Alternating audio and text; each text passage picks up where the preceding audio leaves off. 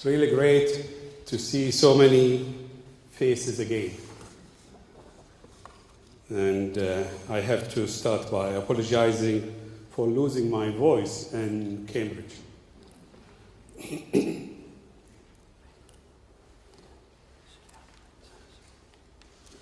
Mr. Chairman, ladies and gentlemen, once again I'm delighted to have been invited to say a few words at this annual meeting in this beautiful and rainy city.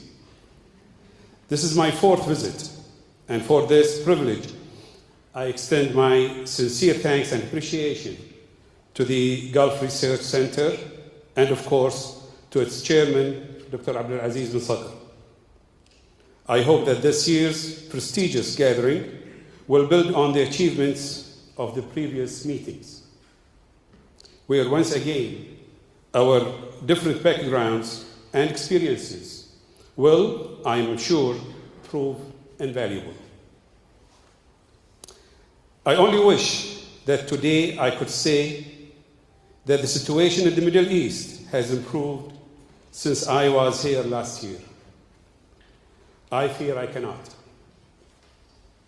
We in the GCC have always acknowledged that we live in a turbulent and unstable region in which it is difficult to predict what may happen next. We have learned to live with the challenges which surround us by doing our best to contain conflict, by managing crises as they occur, by putting forward initiatives, and by acting as mediators, attempting to reconcile differences between vastly differing points of view. But can any of us ever recall a time that our region has faced the difficulties in scale and number that it does today? Chaos, and I don't use the word lightly, reigns in certain areas, and it is no exaggeration to say that some sovereign states are literally disintegrating and falling apart before our eyes. This leads to three fundamental problems. The first, for the stability of individual states. The second, for neighboring and regional nations. And the third is the horrendous humanitarian cost. The chaos following the 2003 invasion of Iraq removed many of the checks and balances, which provided our region with an uneasy stability. In addition, it is worth recalling that much of what we are seeing now has its roots in the Arab Spring of 3 to 4 years ago. At that time, internal aspirations for change began with peaceful demonstrations, which grew ever more desperate and violent. In some countries, this has ended in what I can only describe as a volcanic eruption, where the lava flow has devoured everything in its path, and paying no heed to boundaries or frontiers, has overflowed into neighboring lands. The end result has seen whole swaths of land where the rule of law has no meaning, a breakdown in internal law and order where terrorists find safe havens in weak and failing nations, a cross-flow of violence between national boundaries, a rise in the number of types of extremist organizations, a spread of religious and sectarian conflict, and a rise in organized and cross-border crime. This is all on top of the challenges which I acknowledged last year, emanating from Iran, and of course those posed by the seemingly never-ending Middle East peace process. In addition to the security issues, we should not forget the almost total collapse of economic infrastructure in certain states. This is highlighted in a recent report from the International Monetary Fund, which stated that 3 years on, all Arab Spring nations continue to suffer from severe weakness of economic growth and both a significant increase in inflation and unemployment. In other words, inactivity and stagnation. The magnitude of economic collapse is well illustrated in another report from the United Nations Relief Works Agency, which states that if the troubles in Syria were to end today, and assuming a highly optimistic 5% growth figure, it would take at least 30 years for that nation to reach the level of economic development it maintained in 2010. All this has a marked effect on those countries, such as our own member states, which remain actually sensitive and prone to the turbulence which swirls around us. At a time like this, more than at any other, we need the global community to work together towards a multinational, coordinated response to the regional challenges. However, as we all appreciate, we are not the only global region to face serious challenges, and this has meant an adjustment of priorities by some of our friends and perhaps a little less attention to ourselves. Although sad, this is understandable and places more emphasis on us to be masters of our own destiny. Ladies and gentlemen, I have painted a stark picture, not for effect, but to illustrate that there is no time to lose. The problems we face are grave, and solutions to them must be found not only urgently, but incorporating new thinking. In order that our difficulties do not become even larger and more complex, I believe that our priorities must be to save what can be saved and to prevent escalation. In doing this, I feel we should look closely at and learn lessons from the recent past in order to avoid new mistakes or repeating old mistakes. Some lessons, and I ask you to think of others, which come to mind are, first, we must confront extremism in every way we can. Many of the problems of the world have stemmed from those who are using religion as an excuse for advancing their own evil agendas, and most of them originates in the Middle East. In the past, we in the GCC have been relatively successful through initiatives and cooperation between ourselves and with our allies in our fight against terrorism. Indeed, this cooperation and exchange of information has succeeded in foiling major terrorist operations, and in doing so has saved hundreds, if not thousands, of innocent lives. Yet, this is not enough. Our cooperation should be placed on a more formal and wider basis. Here, many of you may not be aware that 10 years ago, the Kingdom of Saudi Arabia proposed the establishment of an international counterterrorism center to act as the global focal point for considering strategies and coordinating counter-terrorist activities at international level. Had this proposal been taken up, I suspect that we would now be in a better place. But I'm delighted to say that the Kingdom continues to press its cause, and only a few days ago offered $100 million to the United Nations to continue to pursue this agenda. Let us hope it succeeds, because shared information and joint action are vital to counter the terrorist threat. Second is the necessity for consultation and foreseeing consequences. We have all seen the problems which follow interference, no matter how well-intentioned, in the internal affairs of nations. Indeed, some of the almost failed states we see around us have been caused by not properly considering the consequences of meddling in other people's affairs.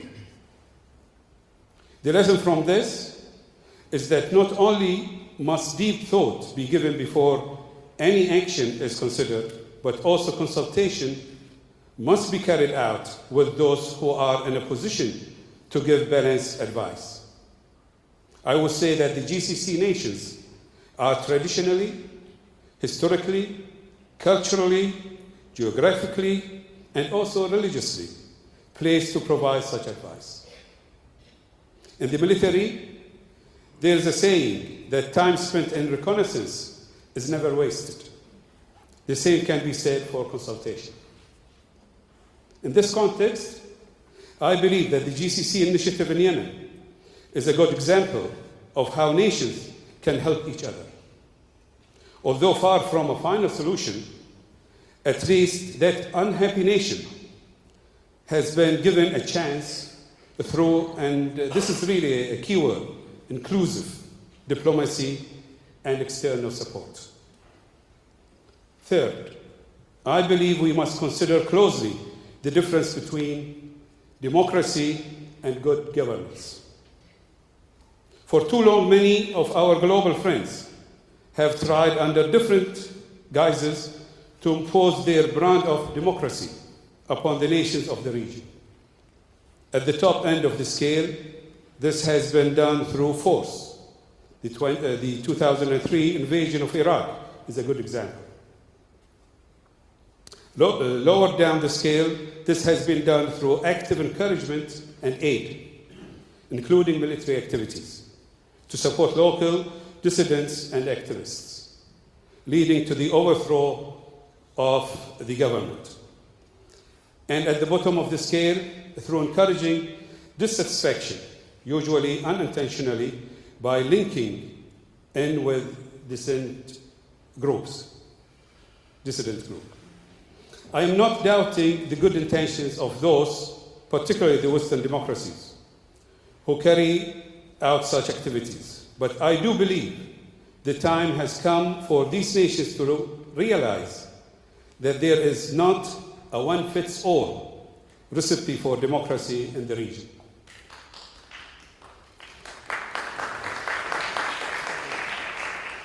Each nation is very different, and each nation must be considered in isolation.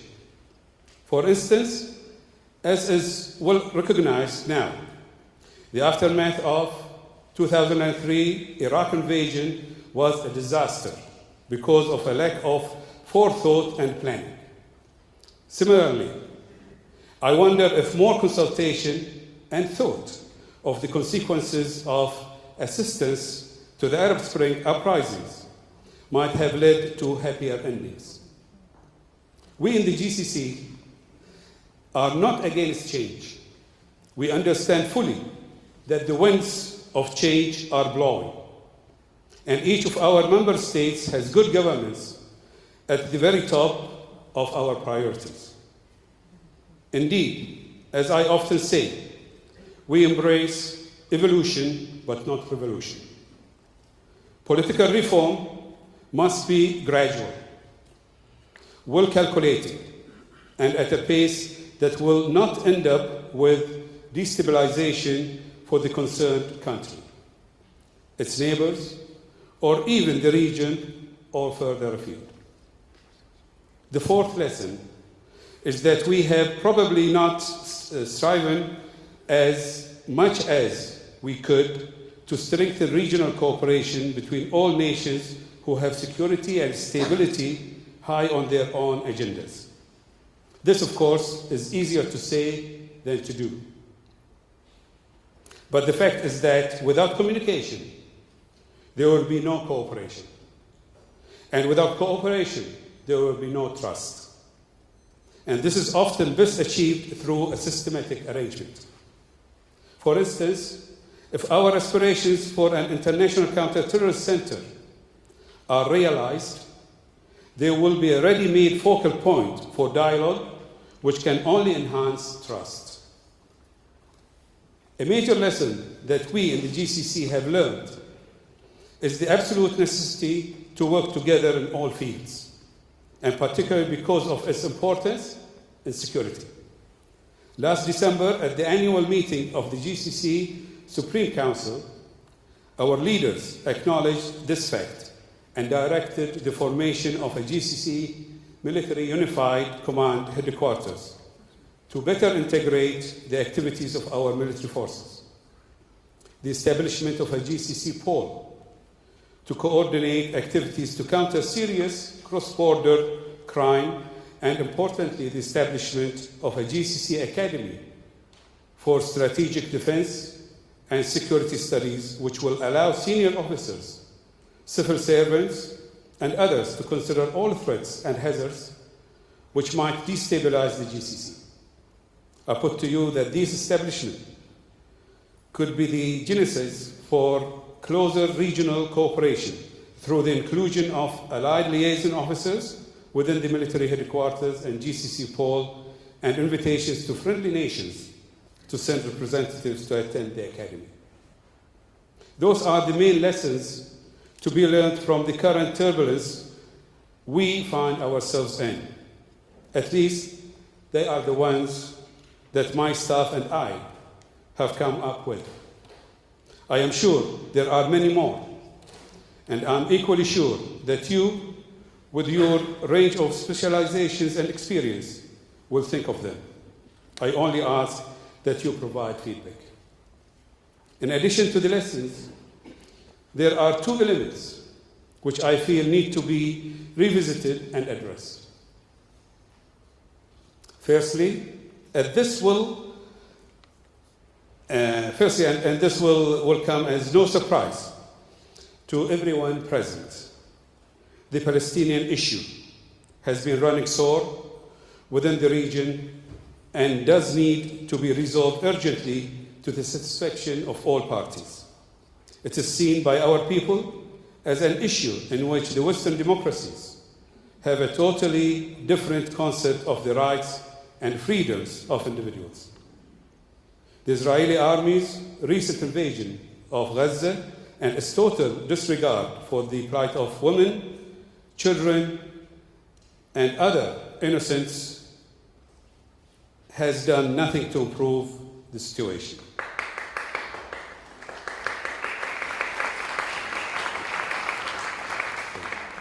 That said, here more than anywhere, there must be compromise by both sides. It is up to us to continue to press for a long-term and lasting solution, and we will. Secondly, the possibility at the heart of many of our own and other global problems is the necessity for the United Nations Security Council to reconsider the way in which it operates. At present, its activities are predictable to the point of farce. Vested interests alone appear to guide the permanent members. Reform is badly needed, with the aim of reverting to its original core values of maintaining international security and peace. It would be interesting to hear your views. Ladies and gentlemen, you have heard enough from me, much of it pretty depressing, and most of it is tinkering with the problem. But as I approach the end of my talk, I'm sure you will agree with me when I say that the status quo cannot continue. But how do we move forward? If we are to break loose of the circle of violence, turmoil, and instability within which the region is trapped, we must consider new approaches. Here, a total realignment of thought is required. If there is a genuine desire for stability and a reduction in turbulence, this will only come about through political will, which incorporates flexibility of mind. We may need to reassess historical animosities and traditional relationships, and we must forget the darkness of the past and concentrate on placing our energy into looking forward. I am an optimist and believe that change in thinking is possible. Now, as I end, I ask you, please, to take advantage of this forum to consider this most important of all questions. How can we break loose of the circle in which we are trapped? And how can the GCC spearhead such a move? In doing so, do not be afraid to think what in the past would have been the unthinkable. Thank you.